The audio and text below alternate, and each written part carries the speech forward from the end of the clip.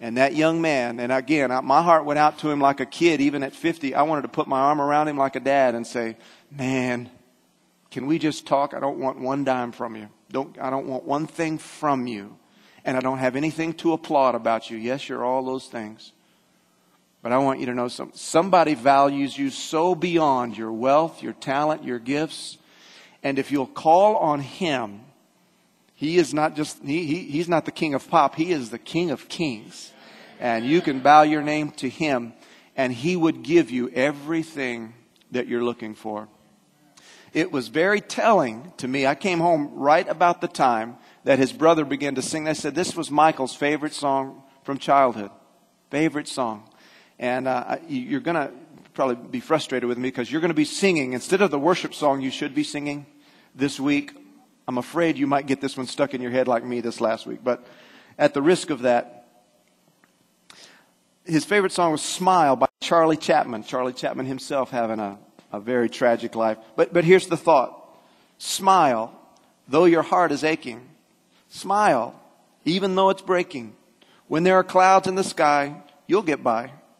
If you smile through the fear and the sorrow, smile, maybe tomorrow, you'll see the sun come shining through for you.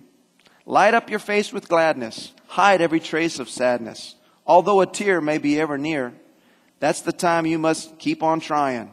Just smile. What's the use in crying? You'll find that life is still worthwhile if you just smile. How sad is that? That is so apropos for the life that this kid lived. And for every person that's never come to know Jesus, this is the only conclusion you can come to as you begin to get some of the things, some of the successes and some of the things that this world says should make you happy, and you're still not happy. Basically what the song says is, just fake it. Just fake it. Put on a smile. People are counting on you. You got everything. You can't let them down. The world says you should be happy if you have these things. Now that you have them, don't let them down. Just smile. And the pressure of that killed that kid. That's what killed him. Now, here's what I'm telling you.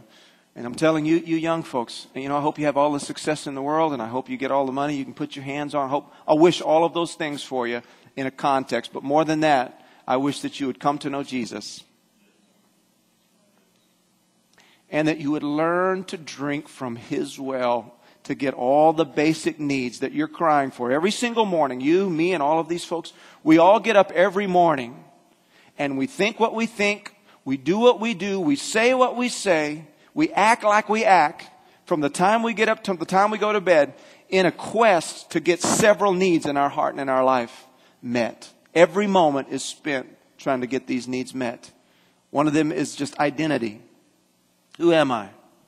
Who am I? You try to ask everybody around you, who am I? And most of us in here and still as adults, we keep asking the people around us to tell us who we are.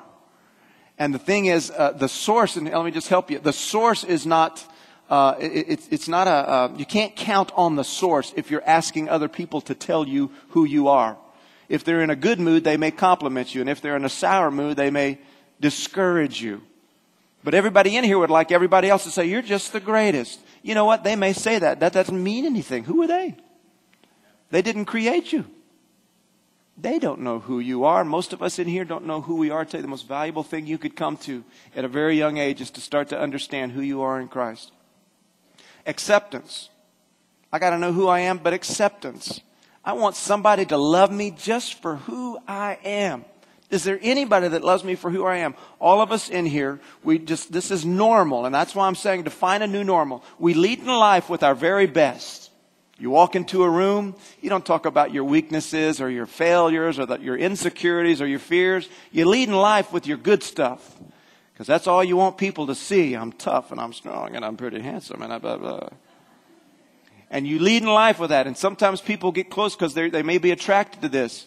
But then as they start to look around, you got to live all your life trying to keep that out front because there's so few people you can trust with your fears and your hurts and your pains and your insecurities and your weakness, and yet every person in here has them, even as you sit right here. Did anybody notice the day after you got born again, You still had weaknesses and insecurities and all kinds of things because you hadn't had time to have your mind transformed, to begin to let the thoughts of Christ begin to shape a new you. Identity. Wonderful thing about God is this. He knows everything there is to know about you. The good, the bad, and the ugly. And He accepts you. It's a wonderful thing. Purpose. What am I doing here?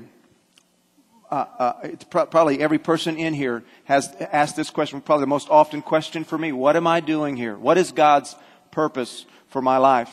I've worked with a lot of young people, and many of you are asking this question. It's a good question. What am I doing here? And again, you get up every morning trying to get all four of these basic needs met. You do what you do. You think what you think. You say what you say because you're trying to get this fixed on the inside.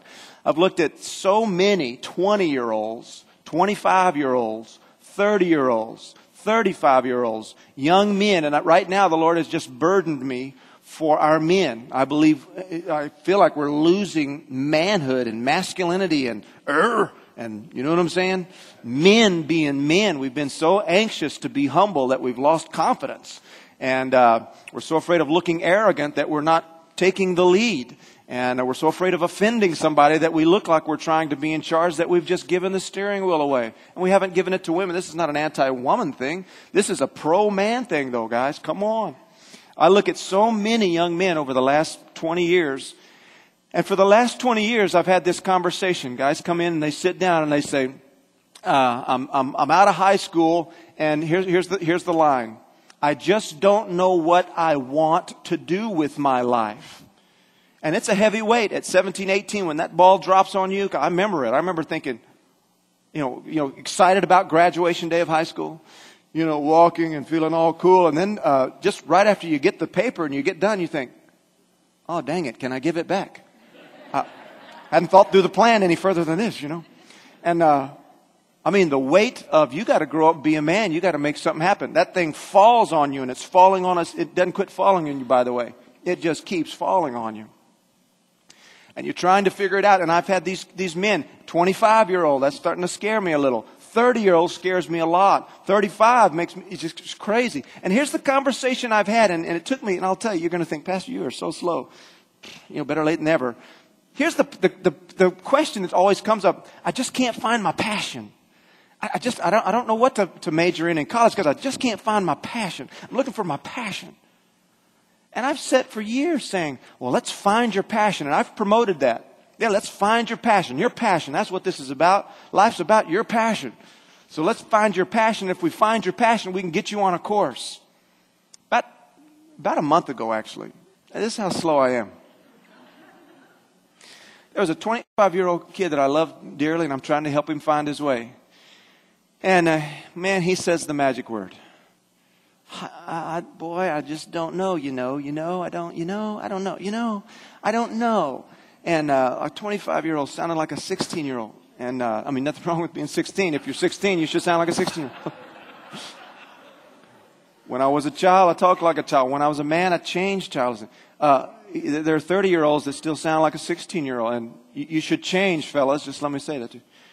And he throws that line out there, and it just went through me like a fire. I don't know what my passion is. And I said, I just said, I don't care about your passion. Who cares about your passion? Nobody knows what their passion is at 20 years old. Trust me, for 20 years I've listened to you. Nobody knows what their passion is. I said, that is the wrong question. It's the wrong question. Passion means I got to find something I love, something that I can make a lot of money and I find joy and it makes me famous. And basically what you're doing is trading in all of the worldly thinking and putting it in one definition, passion.